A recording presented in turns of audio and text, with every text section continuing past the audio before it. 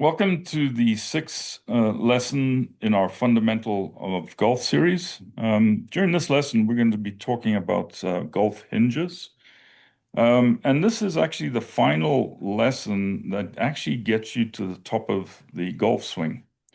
My name is Les Ross, and I'm joined by my brother Craig Ross, who's coming to us from South Africa via Zoom. We're both directors of golf at Highlander School of Golf.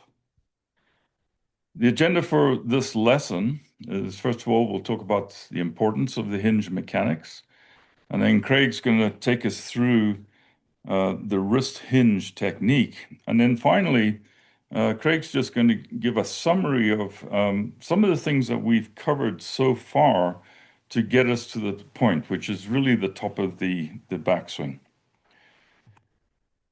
So, what are the importance of a correct hinge movement? Well, basically, a good hinge movement maintains a correct swing plane during the golf swing, and that directly affects your accuracy and your performance.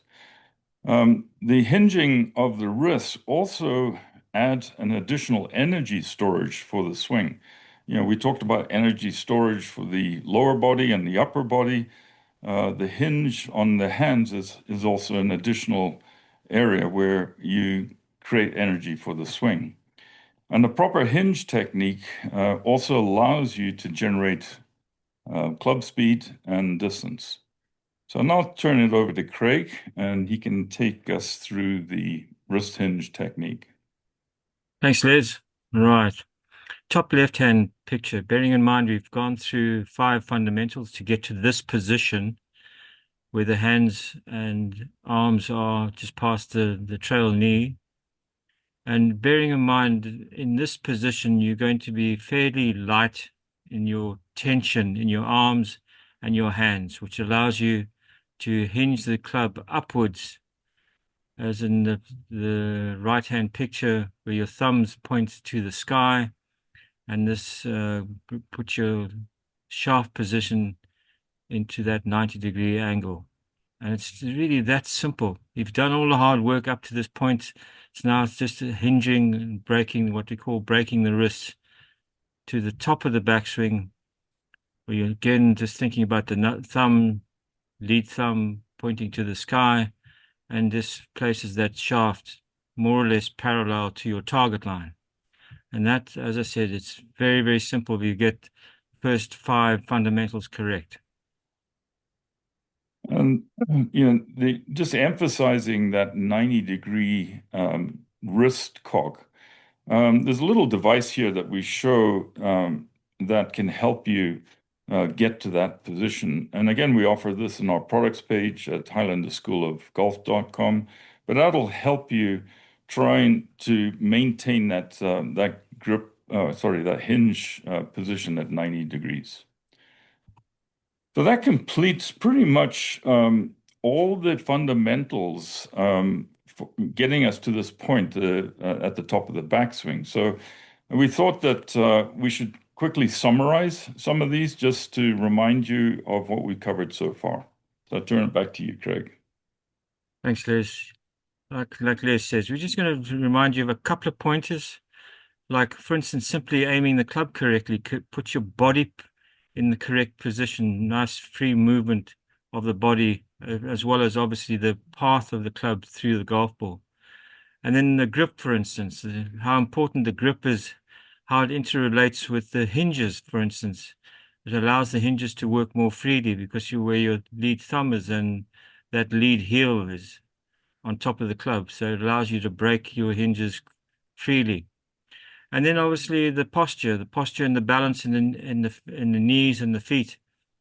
The fact is that it's a structure that allows the rotation of your upper and lower body to happen naturally.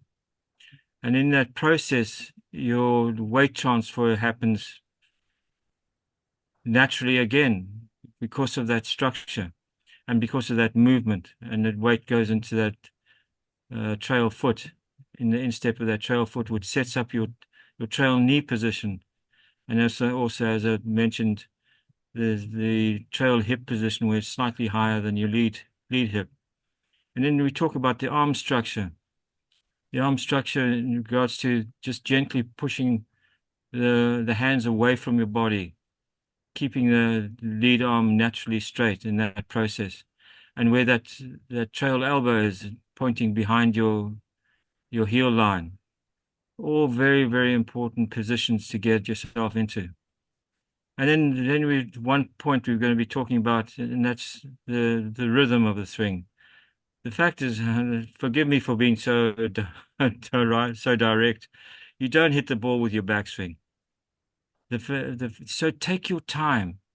Feel that elastic torque feeling that we talked about in your body, upper and lower body movement, and feel in that process, in the smooth takeaway, that you feel relaxed in your arms and hands, so that you get that wrist action that we're looking for at the top of your backswing.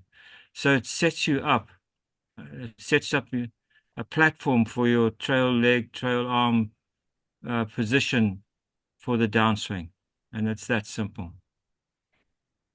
Yeah, and we'll be talking about the downswing actually, which is the next critical fundamental in the next lesson. So thanks for that summary, Craig. That concludes our lesson today.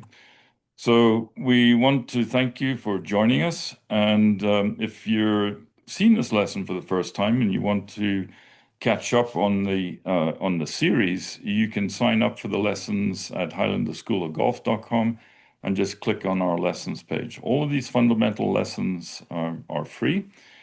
And feel free to share these lessons with friends who might be struggling with their golf swing and who you feel might benefit from the information that we're passing on to you. So again, thank you for joining us, and look forward to working with you in the next fundamental. And it's bye from me, and as Les says, look forward to seeing you next fundamental.